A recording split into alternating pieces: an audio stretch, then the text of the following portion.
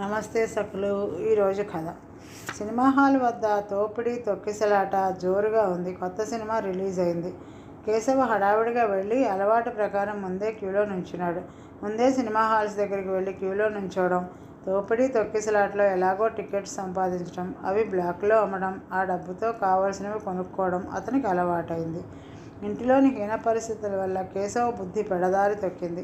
స్కూలుకు వెళ్ళి చదువుకోవాలి అనిపించడం లేదు. ఇంటిలో లేమి ఏదో విధంగా 4 డబ్బులు సంపాదించాలనే తహతహ లేపింది. ఆ డబ్బు ఇంటి కోసం కాదు, ఇంటి పరిస్థితుల వల్ల తనకు జరుగుతున్న లోటుపాట్లు ఏదో విధంగా తీర్చుకుందామనే తపన. తహతహతో కేశవ బ్లాక్లో టికెట్స్ అమ్మాలనే కోరికను ప్రేరేపించింది. ఈ వృత్తిలో కేశవ మెల్లగా రాటు తేలాడు. సినిమా థియేటర్ యజమానులతో, టికెట్లు అమ్మేవారితో బోలెడు లాలూచీలున్నాయి కేశవకి. పిక్చర్ బ్రహ్మాండంగా సాగుతోంది. తాను బాగానే సాగుతున్నాడు. శ్రమ అయితే ఫలితం బాగానే ఉంటుంది. తండ్రి లేడు, అక్క ఆడది, ఆవిడ సంపాదన ఏపాటిది, ఎన్నాళ్ళు చదివితే డబ్బు సంపాదించడం అవుతుంది, అసలు చదువు మాత్రం ఎలా సాగుతుంది? ఎప్పుడో చదువుకోవచ్చు, పెద్దయ్యాక మాత్రం చదువుకోకూడదని ఎక్కడుంది? ప్రతి నిత్యం కావాల్సింది డబ్బు, అది లేనిదే క్షణం గడవదు. ఇంట్లో ఆకలితో ఎప్పుడు ఏడుస్తూ మాసిన బట్టలతో స్కూల్కి వెళ్ళడం ఎంత అవమానం! ఏం చదువు ఒప్పుతుంది? అందుకే డబ్బు సంపాదన తెలుసుకోవాలి. తాను మాత్రం ఏం తప్పు చేస్తున్నాడు? టికెట్స్ కష్టపడి కొని అలా కష్టపడలేని వారికి తన కష్టాన్ని అమ్ముకుంటున్నాడు. ఆ డబ్బుతో అరటిపండు, మసాలా దోశ ఏదో ఒకటి కొనుక్కొని తింటున్నాడు. ఆ తర్వాత కావాలంటే సినిమా చూస్తాడు. అర్ధా పావలా నిల్వ చేస్తాడు. ఇంట్లోకి ఇయ్యొచ్చు, కానీ వాళ్ళకి తెలిసిందంటే ఏడుస్తారు, అందుకని ఇవ్వడు. ఇంచుమించు తన బతుకు తానే బతుకుతున్నట్టు లెక్క. ఇవి కేశవ ఊహలు. తెలిసి తెలియని వయసు. ఒక పర్యాయం నిల్వ చేసిన డబ్బుతో చొక్కా కూడా కొనుక్కున్నాడు. ఇదెక్కడిదిరా అని తల్లి నిలేస్తే, ఎవరో స్నేహితుడు చొక్కా బాగా కుదరలేదని ఇచ్చేశాడు అని అబద్ధం చెప్పాడు. తనేం దొంగతనం చేయడం లేదు. తన ఇష్ట ప్రకారం తాను డబ్బు సంపాదించుకుంటున్నాడు, అంతే. తన పని కష్టమే. అప్పుడప్పుడు తన్నులు, దెబ్బలు, చొక్కా చిరిగిపోవడాలు జరుగుతాయి. కొత్త సినిమా, పైగా ఆదివారం. జనం మరీ విరగబడుతున్నారు. ముందుకి వెనక్కి జనంతో పాటు ఊగుతూ వాళ్ళని వీళ్ళని తోస్తూ, వాళ్ళు వీళ్ళు తోస్తుంటే నలిగిపోతున్నాడు. ఇక ఊపిరాడక పైకి పోదామని మనుషుల్ని తప్పించుకుని పక్కగా ఉన్న అడ్డుగోడ ఎక్కేశాడు. అది టికెట్లు అమ్మే కిటికీ దగ్గరే ఉంది. అదే అతడు చేసిన తప్పు. జనం ఉద్రేకపడి అతని చెయ్యి పట్టి కిందకు లాగారు. కింద పడ్డాడు. లేచేలోగా జనం తొక్కేశారు. కళ్ళెదురుగా ఎన్నో అన్యాయాలు జరుగుతుంటే చూస్తూ ఊరికిన జనం ఇలాంటి చిన్న చిన్న విషయాల్లో చాలా ఉద్రేకం, వీరత్వం తెచ్చుకుంటారు. చిన్న కుర్రవాడు ఊపిరాడక తప్పించుకున్నాడేమో, పోనీలే పాపం అని ఊరుకోరు, ఉద్రేకపడ్డారు. ఆ ఉద్రేకం ఊగిసలాట్లో, తొక్కిడిలో కేశవ తొక్కివేయబడ్డాడు. ఎవరైనా వాడు పడ్డప్పుడు చేయి అందించి పక్కకి సమస్ఫూర్తితో లాగితే ఏమోనో కానీ కాళ్ళిచ్చారు. పాపం కేశవ. సమాజం అంతా తన మీద నుంచి నడిచి వెళ్ళిపోతున్న అనుభూతి పొందాడు. తనని సమాజం తొక్కేసింది. అమ్మోయ్ బాబోయ్, చచ్చాన్రోయ్, రక్షించండోయ్ అని ఆర్తనాదం చేశాడు. విలవిలా తన్నుకున్నాడు. అయ్యో అయ్యో అని జనము హాహాకారాలు చేశారు. కేశవ ప్రాణం విలవిల్లాడి అనంతవాయువుల్లో కలిసిపోయింది. అతని గుండె చితికి గుక్కెడు రక్తం బయటికి వచ్చింది. అంతా గగ్గోలు, పోలీసులు, శవ పంచాయతీలు. సరళ రావడం, శోకాలు పెట్టడం అన్నీ యథావిధిగా జరిగిపోయాయి. చివరికి సరళకి కొడుకు స్మృతి, దుఃఖం మిగిలాయి. తన బిడ్డ ఇలా సినిమా హాల్స్ దగ్గర తిరుగుతూ టికెట్స్ కొని బ్లాక్లో అమ్ముతున్నాడన్న సంగతి కుర్రాడు పోయే వరకు సరళకి తెలియనే తెలియదు. సరైన తిండి లేక, బట్టలేక, స్కూలుకు వెళ్ళి చదువుకోడని, వాడు ముద్దు ముచ్చట్లు తాను తీర్చలేనని, అందుకే అలా గాలికి తిరుగుతాడని అనుకుంది. కానీ ఈ దారిద్ర్యం ఇన్ని కథలు నడుపుతుందని, ఇన్ని బలులు తీసుకుంటుందని ఊహకే అందలేదు సరళకి. బుద్ధిగా లేకే, కర్మ బాగోకే వాడు చనిపోయాడని ఏడుస్తుంది. చిన్నపిల్లవాడు పోయాడు. హేమ అలా వెళ్ళిపోయింది. వీడిలా పోయాడు. అందరికీ దారి దొరుకుతుంది, తనకే ఏ దారి లేదు. తను చావదు. ఈ దుఃఖాలన్నీ ఎవరు భరిస్తారు? పోతే దుఃఖంలో పిచ్చిదే అయ్యేలా ఉంది సరళ. వేణుకి హేమ మేనమామ కూతురే అని తెలియడానికి అట్లే సమయం పట్టలేదు. కానీ ఎందుకు ఆమె ఈ పరిస్థితికి వచ్చిందో స్పష్టంగా తెలియడం లేదు. హేమ ద్వారానే రాబడదామనుకుంటే ఆమె సహకరించడం లేదు. ఆమెకు ప్రత్యేక శ్రద్ధతో వైద్యం చేస్తూ మేనత్త రాక కోసం ప్రతిరోజు ఎదురు చూస్తున్నాడు. అతని శ్రమ ఫలించింది. ఒకరోజు ఆమె వచ్చి ఇంటికి తిరిగి వెళ్ళిపోతున్న తరుణంలో ఆమెను కలిశాడు. ఏమని పిలవాలి, ఆమె పేరు ఏమిటో అని ఒక్క క్షణం తటపటాయించాడు. ఆ తర్వాత అత్తయ్య అన్నాడు ఆమెను వెనక నుంచి 4 అడుగులు ముందుకు వేస్తూ. ఆమె ఉలిక్కిపడి వెనక్కి తిరిగి చూసింది. ఎవరు చెప్పమా తనని అత్తయ్య అని పిలిచేవారు అని ఆశ్చర్యపడింది. ఆజానుబాహు అందగాడు అయిన ఆ యువకుడిని చూసి విస్తుపోయింది. తను ఎరుగున్నవారు ఎవరూ కారు. అతన్ని అలాగే పరిశీలనగా చూస్తూ జ్ఞాపకం తెచ్చుకోవడానికి ప్రయత్నిస్తూ ఎంతకీ గుర్తురాక చివరికి ఎవరినైనా నువ్వు అని ప్రశ్నించింది. నేను నీ మేనల్లుడిని అత్త అన్నాడు. ఆవిడ గ్రహించగలదో లేదో అని పరిశీలనగా ఆమె ముఖం చూస్తూ. ఆమెకు ఒక్క క్షణం అయోమయంగా అనిపించింది. ఇంత ఎదిగిన మేనల్లుళ్ళు తనకు ఎవరున్నారు అని. మరుక్షణంలో ఆమెకు అర్థమైపోయింది, ఆడపడుచు కొడుకై ఉంటాడని. ఆ ఊహ మనసులోకి రాగానే ఆమె కళ్ళు ఆశ్చర్య సంభ్రమాలతో ఒక్క క్షణం తలుక్కుమన్నాయి. నువ్వు వేణువా? అబ్బా, ఎంత వాడివయ్యావు! ఎప్పుడో చిన్నప్పుడు చూశాను. మీ అమ్మ ఎప్పుడు పుట్టింటికి వచ్చినా పిల్లల్ని తీసుకొచ్చేది కాదు. అందున మీ మామ నన్ను రెండో పెళ్లి చేసుకున్నాక పుట్టింటి మీద మరీ కోపం. నా మీద కోపమే. సవతి పిల్లలను సరిగా చూస్తానో లేదో అని అనుమానం. నాకు చిన్నతనం. ఆవిడతో ఘర్షణ పడుతూ ఉండేదాన్ని తరచు. అలాంటి సందర్భంలోనే ఒకసారి తొందరపడి కోపంలో ఏదో అన్నాను. అప్పటి నుంచి మా గడప తొక్కడం మానేసింది. మేము ఏమయ్యామో కూడా పట్టించుకోవడం మానేసింది. ఇప్పుడు ఎక్కడుంటున్నావు నాయనా? అంతా బాగున్నారా? అత్త చెప్పేది వింటుంటే నమ్మశక్యం కాకుండా ఉంది వేణుకి.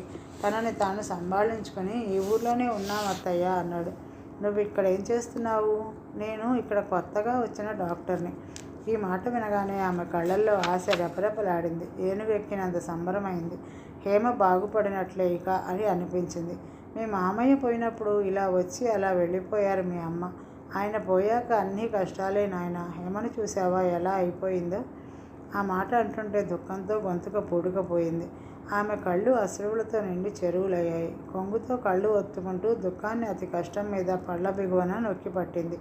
చూశాను అత్తయ్య, అసలు ఎందుకు ఇలా అయింది? ఏం జరిగింది ఇంట్లో? ఇంట్లో ఏం జరగడానికి ఏముంది? మీ మామయ్య ఏమీ మిగల్చలేదు సరికదా, అప్పులు మిగిల్చారు.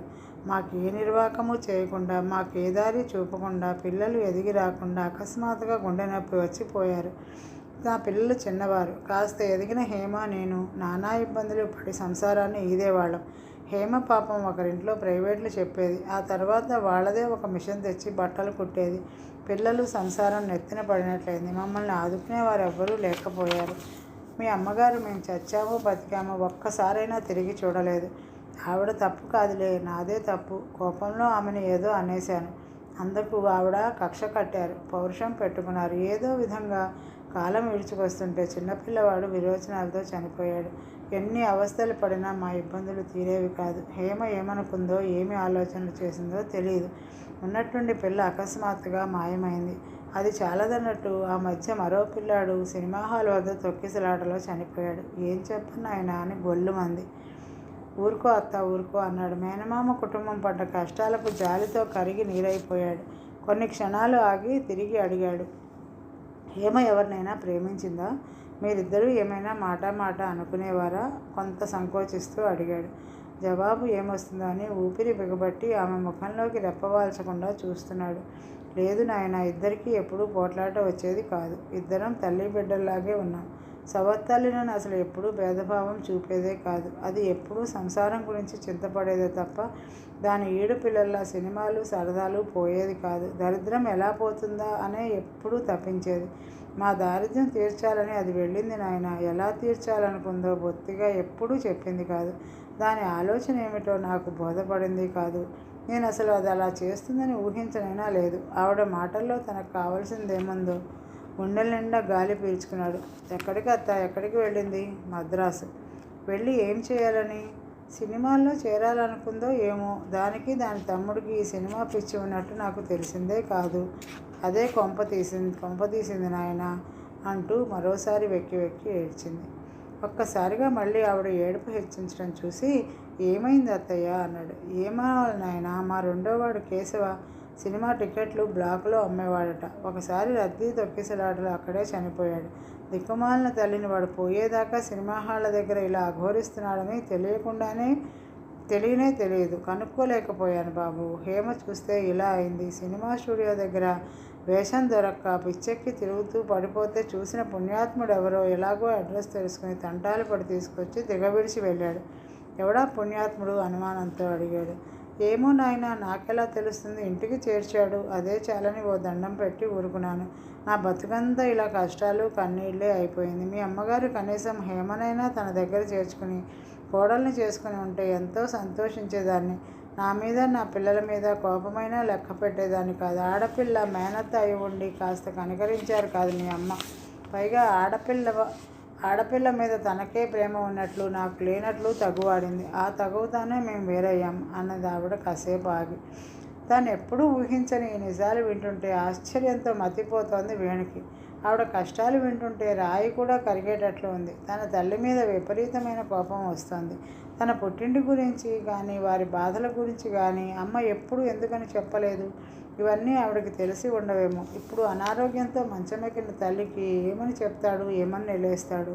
రాకపోకలు లేనప్పుడు వారి స్థితిగతులు ఎలా తెలుస్తాయి? పుట్టింటి గురించి బొత్తిగా పట్టించుకోకపోవడానికి ఏదో బలమైన కారణమే ఉండి ఉంటుంది. మామయ్య డబ్బుతోనే తను చదివి ఇంతవాడయ్యాడు. 2 చెల్లెళ్లకు పెళ్ళిళ్ళు చేశాడు. మామయ్య సహాయం పొంది తామింతవారు అయితే మామయ్య సంసారం ఆ విధంగా కష్టాల పాలైందా? పొరపాటు ఎక్కడ జరిగింది? మామయ్య తన చదువుకు సహాయం చేసినట్లు అత్తయ్యకి తెలియదా? ఇప్పుడు చెప్పాలా వద్దా? ఆవిడ గుండె దీన్ని ఇంత వేగంగా విని తట్టుకోలేదేమో. తాపీగా చెప్పవచ్చు. ఇప్పుడు ప్రస్తుతం తన కర్తవ్యం వారిని ఆదుకోవటమే. దీర్ఘంగా నిట్టూర్చాడు వేణు. కొద్దిగా తేరుకుని, అత్తయ్య మా ఇంటికి రండి, అన్నీ మాట్లాడుకోవచ్చు. ఇంక మనం దగ్గర అవుదాం. ఇక మీ కష్టాలు గట్టెక్కినట్లే. నేనుండగా మీకు ఏ ఇబ్బందులు రానివ్వను. ఇన్నాళ్ళు మీ ఉనికి పరిస్థితి తెలియదు కానీ లేకపోతే ఊరుకునేవాడిని కాదు. నీవంటే ఉదారుడివే కావచ్చు కానీ ఏం లాభం? ఇప్పుడు అన్నీ గడిచిపోయాయి. రఘు చిన్న ఉద్యోగంలో కుదిరాడు. ఇంట్లో ఇబ్బంది లేదు. మీ అమ్మగారు మా ఇంటికి రానప్పుడు నేను మాత్రం మీ ఇంటికి ఎలా వస్తాను బాబు? మా అమ్మ ఆరోగ్యం బాగోలేదు అత్తయ్య. బంగారం లాంటి కొడుకువి, పైగా డాక్టర్వి. నీ ఉండగా ఆమెకేం లోటు? ఎంతలో నయం చేస్తావు కనుక. నాకు నీవు చేసే ఉపకారం ఒక్కటే, హేమని బాగు చేస్తే చాలు. జన్మ జన్మలకి నీకు రుణపడి ఉంటాను. అంతకంటే ఎక్కువ ఏమీ కోరను. నా వల్లే ఆ పిల్ల దురదృష్టవంతురాలైందని నా బాధ. నా శని అంతా ఆ పిల్లని పట్టుకుందని నా కోత.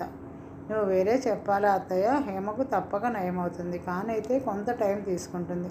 నువ్వు రుణపడడం ఏమిటి? మేమే రుణపడి ఉన్నాం. నువ్వు అసలు ఇంటికి రా. ఇప్పుడు కాదు అంది తల ఊపుతూ. ఈరోజుకి కథ సమాప్తం సకులు. తిరిగి రేపు కలుద్దాం. నమస్తే.